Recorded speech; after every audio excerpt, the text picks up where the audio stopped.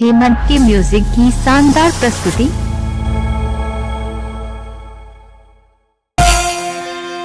अब तैमूर चंदा सूरज गोदा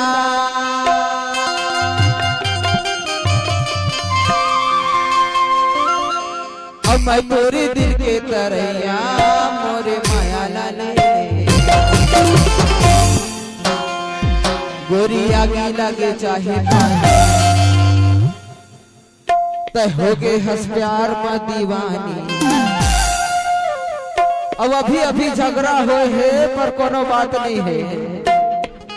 मझधारी में डोंगाला बोल तेरा के धनी जाबे ना मझधारी में डोंगाला बोल तेरा के धनी जाबे ना तैमूर चंदा सूरज गोदा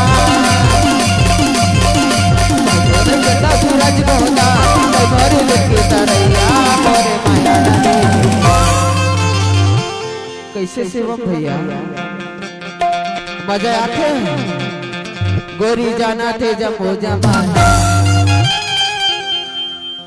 तुर बरसखी हो गई नंबर दीवानी मझधारी मिक्सर साउंड करौंदी।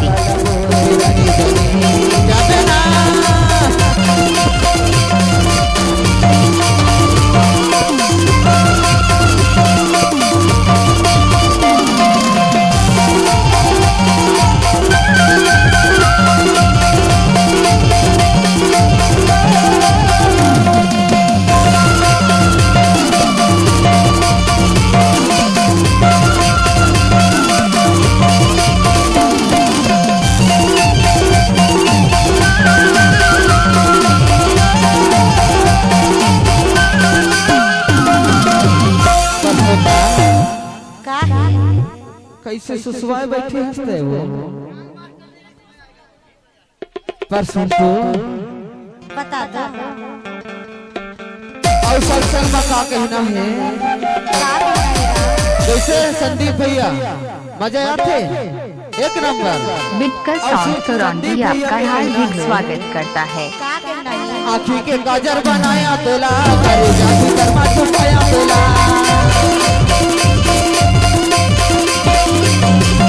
आँखी के गाजर बनाया तोला करे जादू कर्मा छुपाया तोला गोरी गाना के जब हो जमाना। और ओखर कहना है कि बंठन के आई हो क्या मार डालोगी बंठन के आई हो क्या मार डालोगी और अपना प्यार पड़रिया वालों में बांट दो घर में ले जाकर क्या अचार डालेगी। जोरदार तालियां हो जाए भाई एक बार जोरदार तालियां होना चाहिए। गोरी जाना थे जब हो जमाना तेरे प्यार में मैं हूँ दीवाना मझधारी में डोंगाला बोल तेरा के धनी जाबे ना डीजे मिक्सर साउंड करौंदी।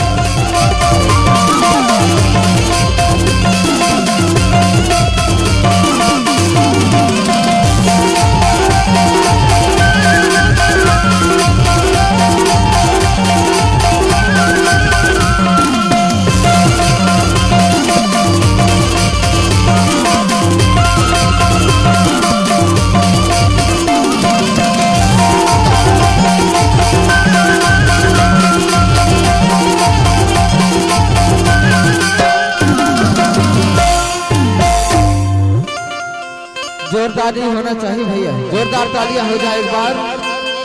और संग संग में हमारे सुनील भैया की विशेष फरमाइश है कि एक ठन गोंडी गीत ये मंच के माध्यम से प्रस्तुत करो सकी हो।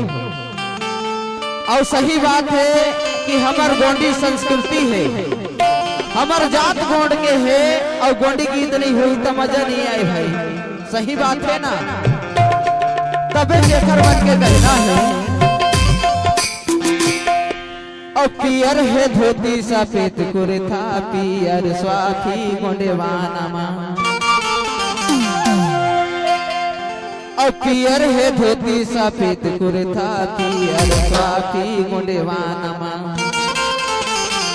गोंडेवानमा गोया कर चिनारी जवानमा दो गोंडेवानमा गोया